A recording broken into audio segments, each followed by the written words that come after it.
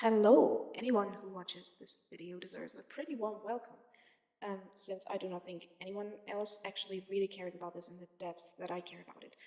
This is a video that I wanted to make for, I think, literally 1.5 years, about the album Pandora and what the songs mean and like how it kind of is all intertwined.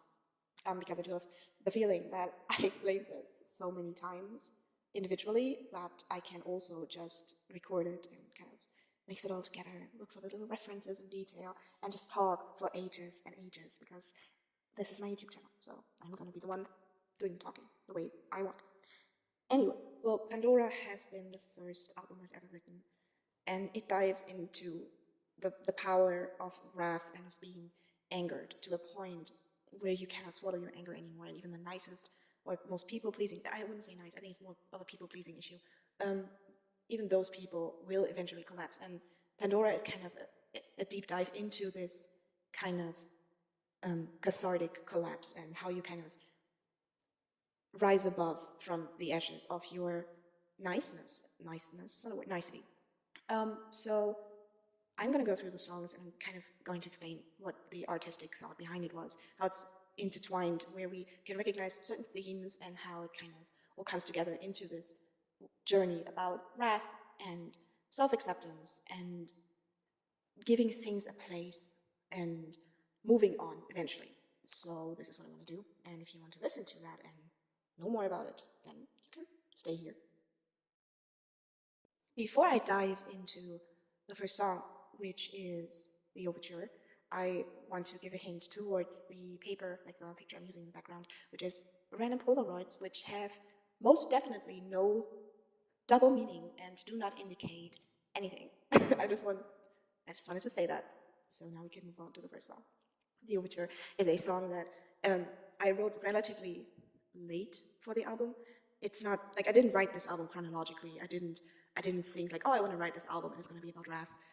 So how can I make this? How can I make this work? How can I structure this? No. I think the first song I wrote was a very late song. It was in the beginning. So I did not really have the entire concept and the entire setup ready. It kind of just made sense in the end. Also, forgive me, I'm having a little bit of a cold.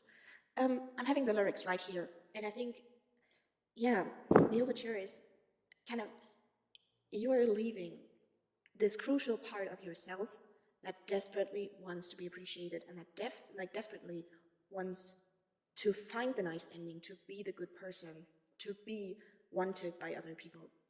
And that is the metaphor with the entire like kind of hazy vibe of the song, the warm kind of major key tones, and also the melancholy, I don't know, like first line, melancholy for shadows farewell, which is, it's the farewell from a part of yourself that you're leaving behind to discover new routes, to develop as a person, and that's what the song is about.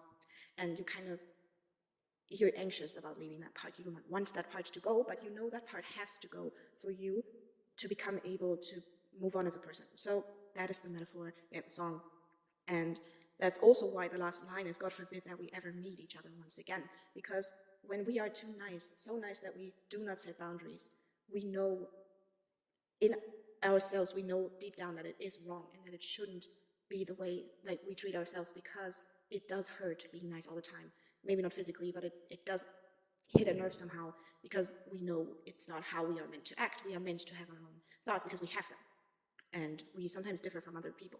And we have our own kind of, opinions, and we should be able to lay them down. So yeah, that is anything, everything, and anything I have to say to the first song. So the next song is Welcome Back, and like in a way it's written, I think it's my favorite song on the album because of the way it flows. I just did some really non-flattering things with the instrumental. So listening wise, it could have been better. It could have been produced better. I didn't really have the skills I had, or maybe also the kind of feeling for the program I'd been using when I produced Silver Line Skies. However, Welcome Back is this deep dive into your own past and seeing and looking at yourself how you've dealt with situations before. And that is not always positive. So we judge our actions and then we evaluate based on our experiences how we're going to act. And if those experience have not been particularly great, we will not act that way again. So the lyrical, like the me in the song is basically telling the tale of always kind of standing out, being alone whenever they expressed this part of themselves that was not nice or not appreciating other people and like kind of differing from what was wanted from them. It's a very sad song in the end. And yeah, again, there's this kind of knowledge of knowing that something is off because of the line, we sleepwalk to our 20s. I hope I make it up to me, not to anyone else, to me as a person. I hope I will fix this somehow. And it's a hope, and the hope is still there. So there is hope in the end, which will also be referenced later as we go into the lyrical kind of references. But I think in a way, Welcome Back is the lyrical and atmospherical twin of Lucky Me. Basically, it's the same kind of, it's the edge of the curve. One is the curve up into the wrath. Lucky Me is the curve out of the wrath. And you can feel that in the way this reflection goes back into the past. But in Welcome Back, the lighting is very dark. There is there is not really anything good in those experiences. It's just, yeah, it wasn't fun. It wasn't helpful. I failed, and I know that I'm failing. Everything feels kind of unimportant, and yeah, it's really facing your fears and facing what you did in a very regretful way. Also, kind of, I like the take on manipulation to defend yourself. I twisted you, you twisted me. I'll make you see what I can't see, is making other people believe that you have confidence when you actually you have just learned to show confidence of other people, pretending it's yours. And yeah, there's just a lot of little details in it.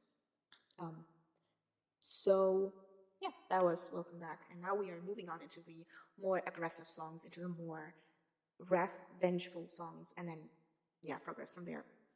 So the next song is Silverline Skies, and I have so many thoughts on the song and the situation that inspired it, which I'm not going to go into very much because the song actually speaks for itself. The entire album speaks for itself, and I think it's just art, and it can be seen and can be interpreted in many ways. But well, the next three songs, Silverline Skies, Ticking Grenade, and Madam, I look at them as the trio of kind of vengeance and wrath. This is the core of the album. It's the core of the curve. We are getting closer to the top of the curve. And before, like usually, at least with me, when I'm not bursting into anger like that, like snapping or something. It builds up. Like if someone is constantly hitting your nerve and constantly challenging you, you might kind of look at it with sarcasm first, or with a certain amount of irony to distract yourself from your anger, to take this lightly, because you don't want to pull up or pull the worst kind of stunt in hurting people's feelings. That's not usually, at least not what I'm feeling when I'm going into anger.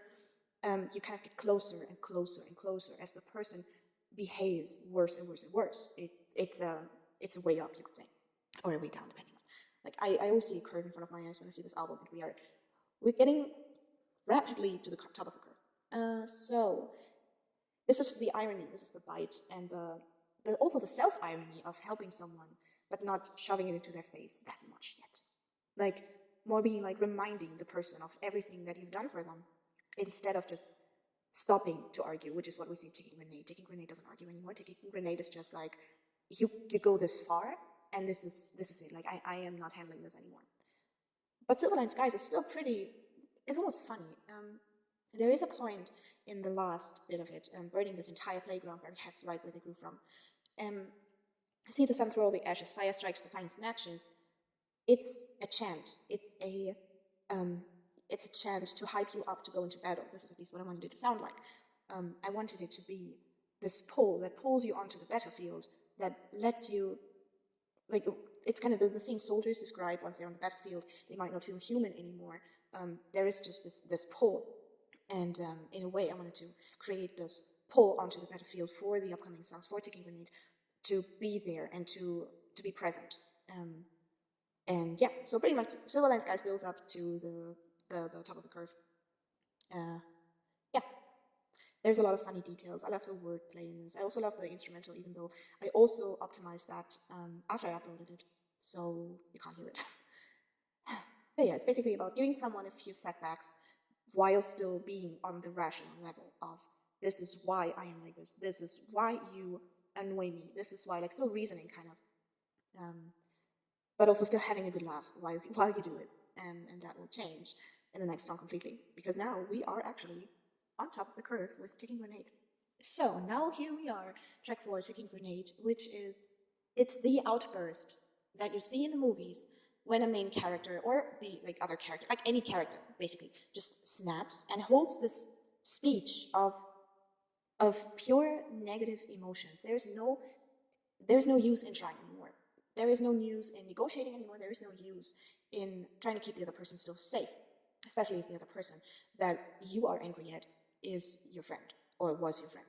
So Ticking Grenade is a very stage-centered, anger expressive piece. Particularly the production in this one was pretty fun to make because of the ticking, even though I later found out that grenades in fact do not tick, which is our little secret from now on.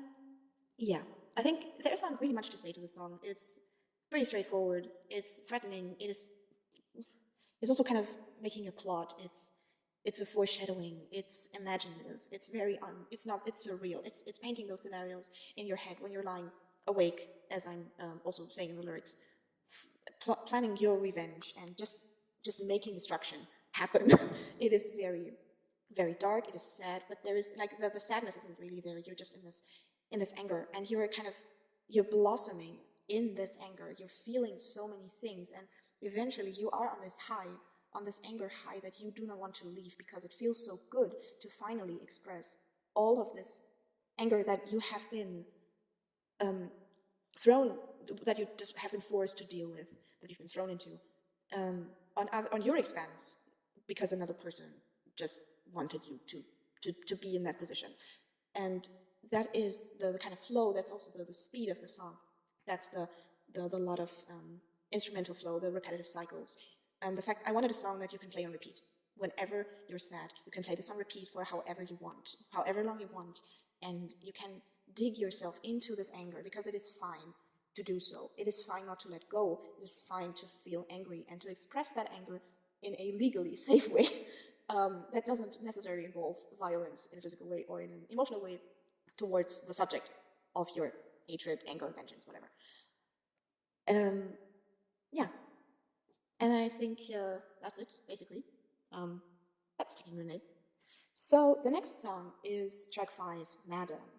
There's a very particular reason why this had to be an a cappella one take.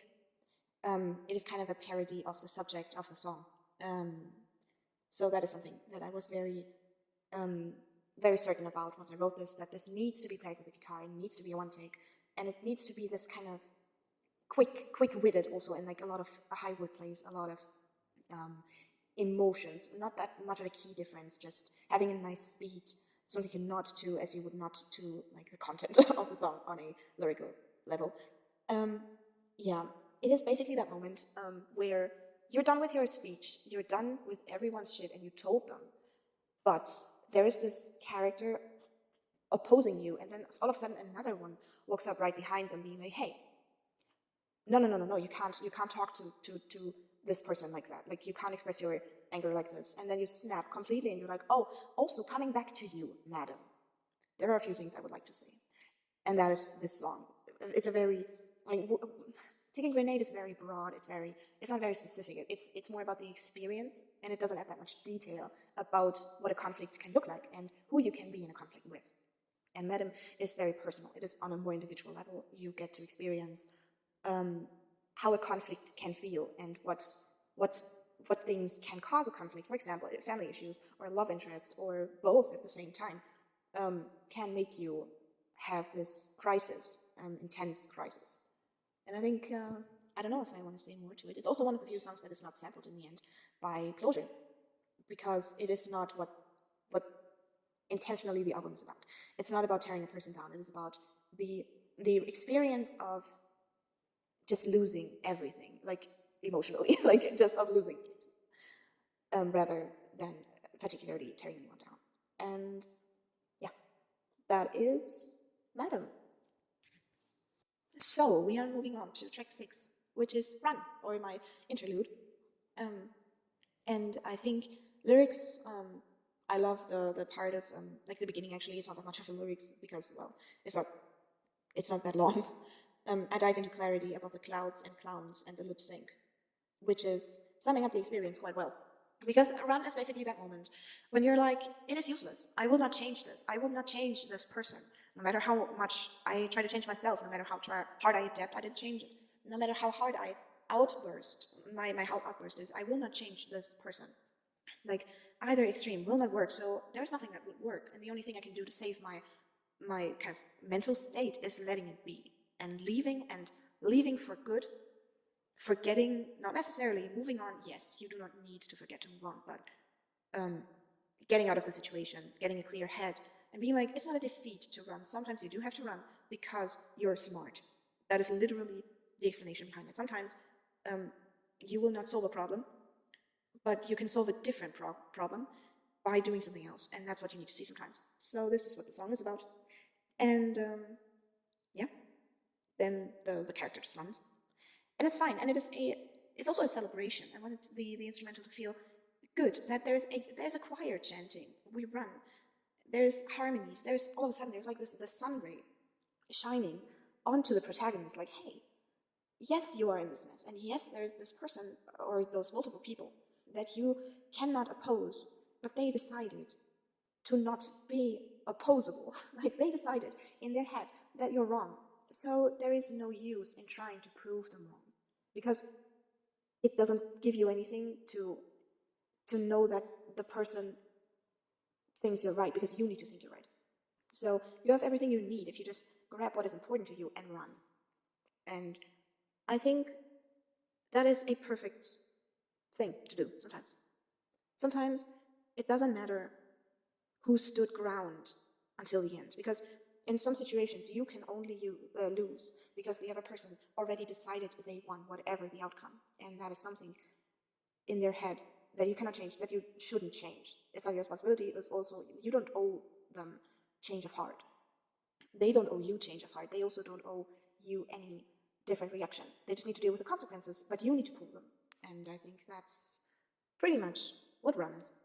So the next track is Lucky Me, and I think lyric-wise, I poured my heart into this like no other song. I think Lucky Me is an extremely personal song, very, very carefully crafted, carefully chosen when it comes to the lyrics and the instrumental. I wanted it to be very, very dimmed, very like this candlelight in the darkness, evolving into something to take seriously, into a person, into what the person is made of, what the person has experienced, and all of that. And that's why in the end there's also this loud part, and I think the building up is very good to highlight what the song's about, which is, as I said, the opposite of welcome back. It's, okay, yes, we might have failed at those times trying to express who we are, but we are still here, and we can try again to do it better. We have made all of these experiences, but that doesn't stop us from trying again. And I think that's the core of what Lucky Me is. This is my cat in the background. Oh my god, he's trying to hunt this toy. Let's see. This must sound pretty funny without a visual. However, Lucky Me lists a lot of experiences that touches a person. Sorry, I needed to kind of make a cut because of my cat. He's still playing. So Lucky Me lists all of these things, all of those memories that really created and shaped the person and made them also being able to bounce back. Because you can always say, okay, maybe I'm not the most perfect example of expressing myself in the way people understand me, but I made it through all of these things that other people maybe would not have bounced back from the way I did. And that makes me, in theory, capable of trying again. The song is a lot about trying again, trying a different way, trying to do better, but not for other people, just to make your own friends and to keep your own friends, which is also why there is this line.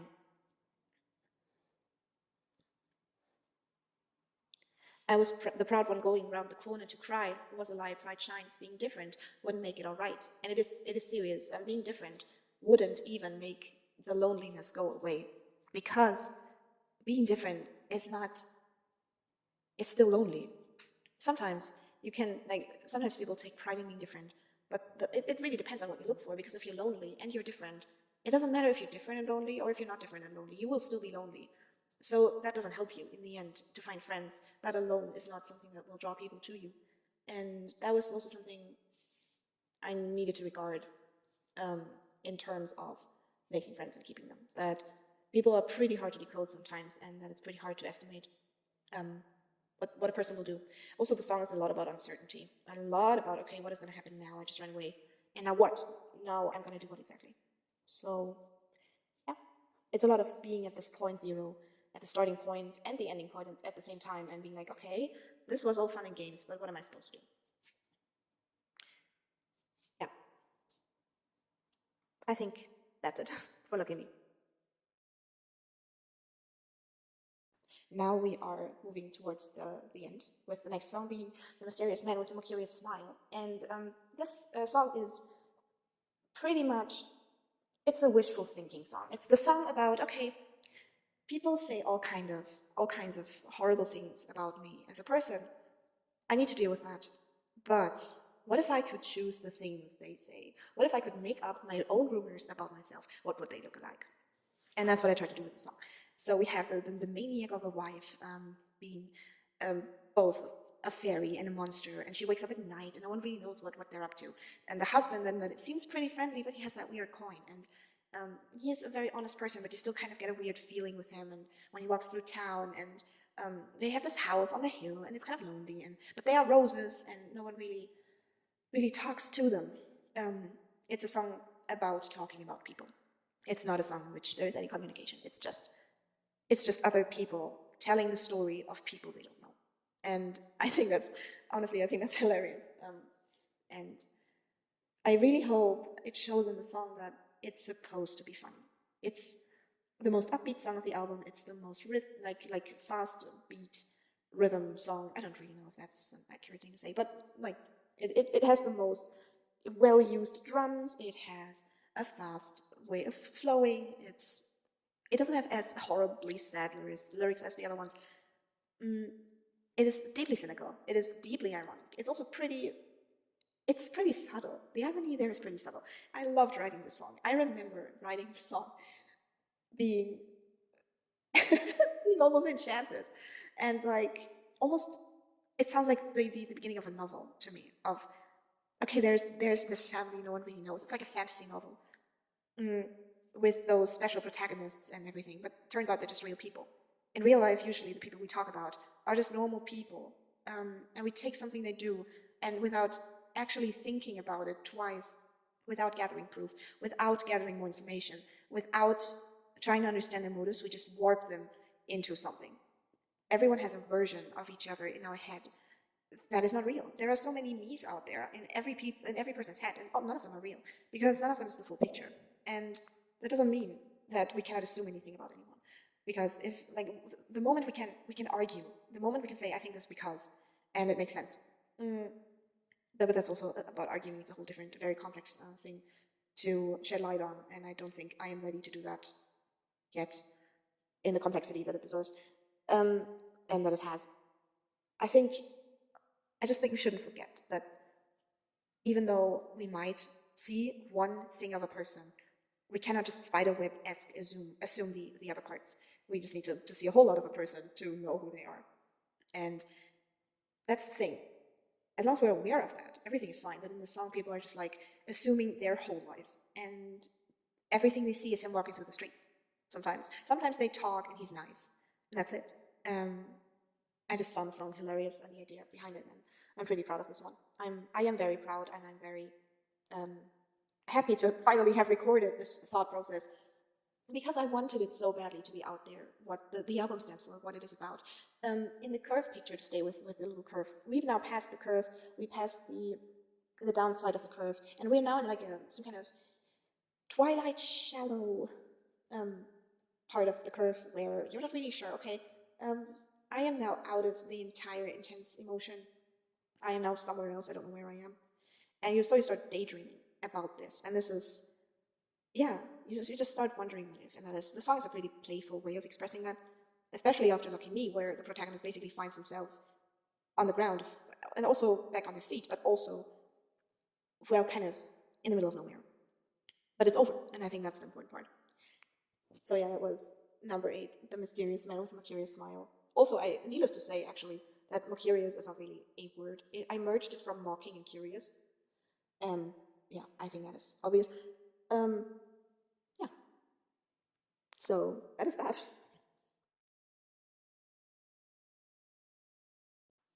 Now we have reached the end of anger, the end of the album, the end of the curve, the end of everything. Basically, this is the song Closure, and even the song itself states that it's the end of everything, but it's also a new beginning because it's a cycle. And I love this song, and I don't know what I did with the production. Maybe the production wasn't right, maybe something was missing, I don't know, but I always hear when I tell people about the song and I show them, people are usually pretty underwhelmed because yeah, it has this cute flow, but there's not really anything to it, and that is just so blatantly wrong. There is so much going on in the song. It samples the mysterious man and the Mercurius, the mysterious man with the Mercurius smile, in the beginning, but it is the first time someone talks to someone. It's like, hey, don't just trust everything you hear. Don't listen to everything you hear. Don't internalize everything you hear about another person without asking your own questions. It's also kind of twisting a little bit on the song beforehand and being like, hey, do not take all this information and put it in the drawer of untouchable truth, because it might be wrong. Someone might lie to you, and that's already the very most important thing. Then it samples the instrumental version of Welcome Back without the text, and then the song starts with a guitar, which I warped a little bit into something more electric sounding, synthesize-esque guitar string vibe. Hopefully that worked out. I wanted to resemble the overture, but stronger. I wanted the instrumental to be stronger. I wanted the instrumental to feel like the end of an argument when you write, but you're not arguing. Like, you know you have made a point, but you do not need to say that. That's how I wanted the song to feel. And obviously, it also still samples Silver Line Skies in a way that I find so beautiful, because I took the chant, like the battle chant from Silver Line Skies, and musically, the way it's written, it goes, it's not left like that. There is something added to it, which is, will never give you closure. And it's the refrain of the song, it's the theme of the song. Even if you have the battle chant and you are straight up walking into the fight, that doesn't mean you will get closure, because closure isn't found in conflict. Closure is something that comes from within you, and only you, and no one else can give you closure. You are the only person who can rest, who can put your issues and emotions to rest. It is not up to anyone, it's not anyone's right, but it's also not what someone is capable of. And that is the most important message of the entire album. Yes, you can be angry. Please express your anger in a healthy, legal way. But you can't be stuck in that anger forever, because it will eat on you and it will eat you up. Because just like with anything else that you have too much of, too much anger eventually turns you unhappy. And it will make you bite yourself into this thing and not letting loose anymore. And then it gets harder and harder, because you start, your mind starts getting very narrow. You have kind of a tunnel vision that everything and anything is related to this one subject, because you're angry. And that's fine for a moment, because it's an emotion and it's there and it's valid, but you cannot be stuck with it, because it will turn on you and you will turn on the people you love because of this conflict you're constantly fighting. Even though there's nothing more to be said, sometimes you run away, like the protagonist does in Pandora.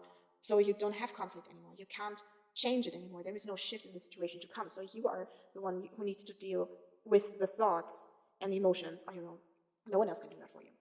And in the song Closure, it's about this conflict getting out of hand, and then the process of letting go. And it's so painful to let hatred go, because it feels right.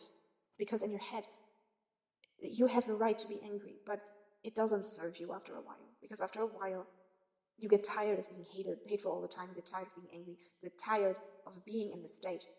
And you will not forget necessarily. You will remember, and you will make sure it doesn't happen again. But this emotional, being involved like that emotionally, it drains you, and it will take a toll on you. Which is why the end of the album is not everything is burned to ashes. It's about also solving the second layer of conflict of how do I get myself out of this anger now? Everything is burned down. How do I get out? Because I'm the only one that's still in flames. And that's the entire message of the album. That it's not a one-sided thing. It's not one-layered. And in the end, this is the entire message of Pandora. That wrath, especially in women, is complex, and it's not a childish thing that people do that don't have emotional outlets. It's a very real feeling. It's also very surreal, and it's very thoughtful also from time to time, because you do not have to run into a brick wall with your head up front. You can think about things. You do not have to express anger screaming at people. You do not have to do that. Sometimes anger is just cooking, like just being boiling in silence and wishing for it to end. Also, it's just taking a lot of your thought process and a lot of your energy to be angry. It's not, and I wanted to kind of show all these shades of anger in full color, the most possible, like the most beautiful way I could do it. So that is the end of Pandora. Wow, I'm so glad I made this. Readings from my cat, by the way. He's talking to me constantly, and I think he wants to go outside. He's like, "Mommy, stop talking." So I'm gonna stop talking. But this was so important to me because of the thought that went into this album, because of everything I planned, and people do not really seem to see it. So here we are. I hope you will see it. And yeah, there's just so much more. There's so many references, lyric-wise. I made the chords similar, so everything kind of adds up nicely. It's just, yeah, it's an album full of bad feelings, full of good feelings, full of thorns, full of roses. So yeah, I really hope you enjoyed it. I really hope this wasn't too much of a talk, and I don't know how long I talked, but I think it was long. I think it was way too long. But yeah, this is my channel. So yeah. Also, thank you for ever listening to the song that I've been writing. Anyone, like any song, any person, like whatever. I really poured my heart into this, and there is so much more to come. I write so many things. I don't have my microphone right now. Otherwise, I would have continued to make music, because there's so much music, and maybe there's going to be something that's coming soon. Yeah. Oh yeah. Also, a little word on Sculpted, as we already added.